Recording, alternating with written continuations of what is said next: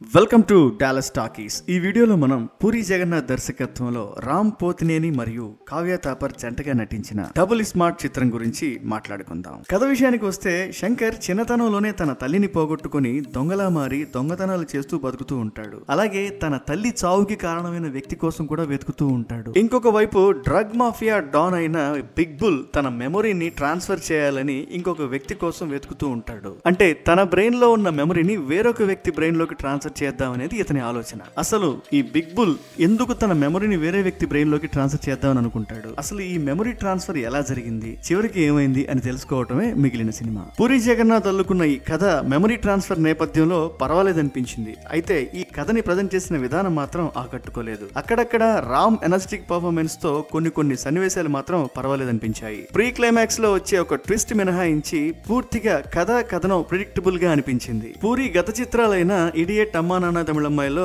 ఆలీకి separate comedy track ఉంటుంది. అలాగే ఈ చిత్రంలో కూడా ఆలీకి సపరేట్ కామెడీ ట్రాక్ ఉంది. ఆ కామెడీ ట్రాక్ అయితే ఇరిటేషన్ తెప్పించేంత వరస్ట్ గా ఉంది. మణి శర్మ అందించిన పాటలు నిరుత్సాహపరిచాయి. అయితే బ్యాక్గ్రౌండ్ స్కోర్ మాత్రం కొన్ని సందర్భాలలో మాత్రం పర్వాలేదనిపించింది. నటీనటుల విషయానికి వస్తే రామ్ పోతినేని డబుల్ ఎనర్జీతో ఎనర్జెటిక్ పర్ఫార్మెన్స్ తో ఒక రేంజ్ లో అలరించాడు. హీరోయిన్ కావ్య తాపర్ ని పూరి జగన్నాథ్ గ్లామరస్ గా ప్రెజెంట్ చేశాడు. నటనతో కూడా పర్వాలేదనిపించింది. విలన్ గా సంజయ్ దత్ స్క్రీన్ ప్రెజెన్స్ బాగుంది. అలాగే సంజయ్ దత్ దగ్గర లేడీ డాన్ గా గుర్బానీ నటన, స్క్రీన్ ప్రెజెన్స్ కూడా ఇంప్రెసివ్ గా అనిపించాయి.